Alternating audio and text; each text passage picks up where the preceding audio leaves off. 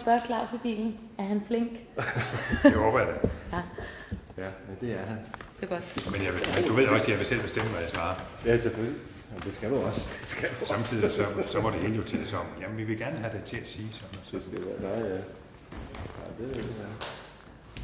For det skal passe ind i vores indslag. Ja, det er der ikke noget med. Det er jo altså ikke mig, der har bedt om at komme i fjernsyn. Det er faktisk med stor tøven. Det ved du også fra i går. Ja, men så opdagede jeg jo så alligevel, at der var kom en helt forside ud af dig. Ja, men det er jo også fordi, når man taler til en journalist ved en avis, så kontrollerer man selv begivenhederne. Hvorimod der er jo ikke ende på de tåbelige spørgsmål, man kan få for åben skærm. Og så kommer man nemt til at sige noget dumt, og siger man noget klogt, så bliver det ikke bragt, og siger man noget dumt, så bliver det bragt. Ikke? Desværre. Det er vores privilegie, og onde. Og onde selvfølgelig. Og jeg har egentlig det princip, at jeg overhovedet ikke vil i fjernsyn i hele juli måned. Har du det? Det er imod alle principper. Så jeg skal faktisk føle mig lidt Det er bedre. imod alle principper. Men vi gemmer det jo til søndag. Ja. Så. Og nu kender du omstændighederne omkring Ja. det, og der er ikke noget, der bliver lavet om i forhold til det. Så det skulle være i orden. Godt. Medlemstallene i den danske folkekirke, de falder. Og samtidig så er der kirkelukninger. Hvad skal vi gøre ved den situation? Vi kan give menighedsrådene og præsterne nye muligheder, sådan som Folketinget og jeg nu har gjort. Og derefter kan vi give dem idéer til, hvordan de kan bruge de muligheder til at få mere kirke for pengene. Hvad er det for nogle konkrete muligheder? Sognene kan samarbejde om mange af de mere praktiske funktioner, og så kan de få flere penge til at arbejde med børn og unge, med musik, salmer osv., og i det hele taget være mere udfarende. Musik, salmer osv., altså få penge til det. Hvorfor ikke sørge for at booste liv i de kirker, der er, og få nogle flere folk ind i butikken, så at sige, i stedet for at lukke ned? Det var et alt for langt spørgsmål, og det vil jeg overhovedet ikke. Altså, Så spørger jeg bare igen. Man kan spørge i øst og vest og syd og nord på samme tid. Og det... Du forstod ikke mit spørgsmål? Nej, det gør jeg. Det var alt for langt. Nå, men så skal jeg spørge igen. Hvorfor ikke booste liv i kirkerne, i stedet for at lukke ned? Jamen, det har jeg jo lige svaret på. Ikke? Jeg har svaret på, hvad jeg kan gøre. Ikke? Det er igen det der med, at du ikke vil finde dig i mit svar. Jo, det vil jeg gerne. Jeg har lige givet dig et meget udtømmende svar på, hvad ministerens og Folketingets rolle er, og at vi og at der kommer idéer til, hvordan... Jamen, du har sådan set ikke svaret på, hvorfor man ikke propper noget liv i. Jeg synes egentlig, at jeg har sagt nok. Så kan du bare tage det første der. Altså, jeg er jo ikke pligtig at svare på dine spørgsmål. Altså, du vil gerne have mig ud i alt muligt plader, og det vil jeg ikke. Jeg er kirkeminister. Det er ikke mig, der skal skabe livet i kirken. Men jeg skal skabe nogle muligheder. Okay. Så jeg er ikke sikker på, at jeg overhovedet... Men du må godt prøve igen. Men altså, som jeg siger, du bestemmer, hvad du vil spørge om. Men det er altså ikke sikkert, at du får mig til at svare på det. Jamen, det er fint, det er også fint. Det er alt for generelt og pladret. Undskyld, jeg siger det. Og det er jo ikke mig, der skal skabe livet i folkekirken. Nej, det er klart, det er præsterne. Det er præsterne. Og jeg ved også godt, at det er stiftsrådet, der er gået ind og har sagt, at lukningerne er nødvendige. Ja, jeg får rød knummer af det spørgsmål der. Som om det er mig, der skal skabe livet i kirken. Skal jeg altså ikke? Men skal vi prøve igen? Lad os gøre det. Jo, men så spørger jeg lidt mere generelt ind til det her med mulighederne. Hvis du kan uddybe det lidt. Hvad er det for nogle muligheder, I vil give? Vi har givet muligheder for, at sogne kan samarbejde om en masse praktiske funktioner, og derved kan de få råd til mere kirke for pengene, i form af, at de kan bruge flere kræfter på det, som kirken er til for.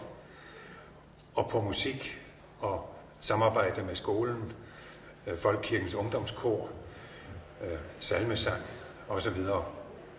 Ej, salmesang, det lyder for åndssvagt. Ja. Skal jeg spørge igen? Ja. Ja, det gør jeg. Fordi salmesang, det er jo det, der har at gøre med skolen. Ikke? Altså, ja. De har nogle alternativer, de ligesom tager med ind. Det er det, du mener, ikke? De her salmesus-arrangementer. Ja, lige præcis. Ja. Det er faktisk også dem, jeg tænkte, du tænkte på. Men ja. Jeg spørger bare helt konkret. Ja. Hvilke konkrete muligheder kan man give folkekirkerne? Folketinget har nu... Ja, lad mig lige prøve igen. Yes. Hvilke konkrete muligheder? Nå, det var da godt. Bare tag den. Det er Balle. Ja, jeg har ikke sind til at bruge min sommer på at snakke om politikken. Altså, ved du hvad? Jeg er i så godt humør, og jeg har sådan en dejlig ferie foran mig. Så, jeg har godt hørt, du presser på, men ærligt talt, livet er for kort. Altså, det bliver jo debat om debatten, ikke? Og det har jeg ikke rigtig lyst til.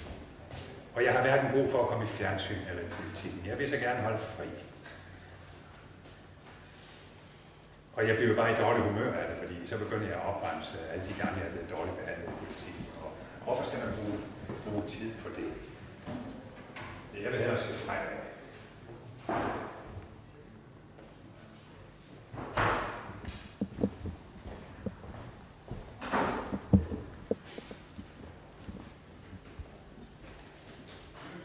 Ja, så kan du godt opgive for mig med. Den serie vil jeg overhovedet ikke med i. Nej, det kan jeg godt love. Altså, det er jo en liste over dem, der hader politikken, og jeg hader jo ikke politikken. Det er jer, der hader mig, og derfor vil jeg ikke med i den liste.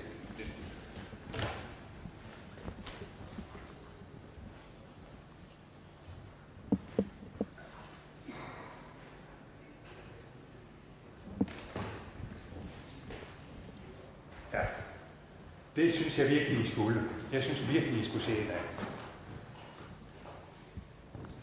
Ja, men altså, livet er for kort. Jeg orker det ikke. Altså, jeg ikke komme ned og blande dem. Det er jo bare fordi, jeg har en handicappet dreng, så jeg er nødt til at blive her i landet. Og det skal jo ikke få mig til at ødelægge sommerferien.